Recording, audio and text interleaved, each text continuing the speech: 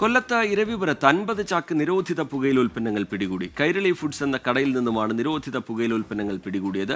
പോലീസിനെ കണ്ട് ഓടി രക്ഷപ്പെട്ട സ്ഥാപന ഉടമ ദീപുവിനു വേണ്ടി തെരച്ചിൽ ആരംഭിച്ചു എന്നാണ് പോലീസ് പറയുന്നത്.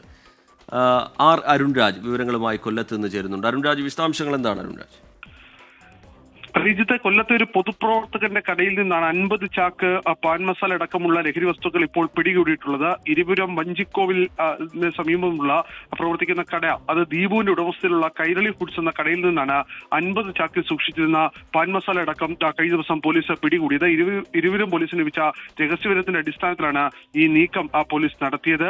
23 ലക്ഷം രൂപയുടെ നിരോധിത പുകയില ഉൽപ്പന്നമാണ് ഇതിൽ ഉണ്ടായിരുന്നത് എന്നുള്ളതാണ് പോലീസ് പറയുന്നത്. സിറ്റി പോലീസ് കമ്മീഷണറുടെ ഡാൻസ് ഓഫ് ടീമിന് ലഭിച്ച രഹസ്യ വിവരമാണ് ഇതിലേക്ക് നയിച്ചത്.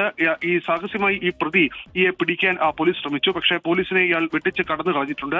ഇയാൾക്കായി ഇപ്പോൾ തിരച്ചിൽ ആരംഭിച്ചിരിക്കുകയാണ്. കൊല്ലത്ത് തന്നെ ഒരു അറിയപ്പെടുന്ന പൊതുപ്രവർത്തകനാണ് ദീപുവിന് ഇത്തരത്തിൽ പാൻ മസാലയുടെ കച്ചവടം ഉണ്ടെന്നായിരുന്നു സിറ്റി പോലീസ് കമ്മീഷണർക്ക് ലഭിച്ച രഹസ്യ വിവരം. ഇതിന്റെ അടിസ്ഥാനത്തിലാണ് പരിശോധന അടക്കം രാത്രി നടത്തിയത്. എന്തായാലും 50 ചാക്കിൽ സൂക്ഷിച്ചിരുന്ന ലഹരി വസ്തുക്കളാണ് ഇപ്പോൾ പോലീസ് പിടികൂടിയിട്ടുള്ളത്. ഇരവിപുരത്ത് നിന്നാണ് 50 ചാക്ക് നിരോധിത പുകയില ഉൽപ്പന്നങ്ങൾ പിടികൂടിയിരിക്കുന്നത്. ഈ സ്ഥാപനത്തിന്റെ ഉടമ ഓടി രക്ഷപ്പെട്ടു. അയാൾക്കായി പോലീസിന്റെ അന്വേഷണം തുടരുകയാണ്. അരുൺരാജ് വിശദാംശങ്ങൾ പങ്കുവയ്ക്കുകയായിരുന്നു കൊല്ലത്ത് നിന്ന്.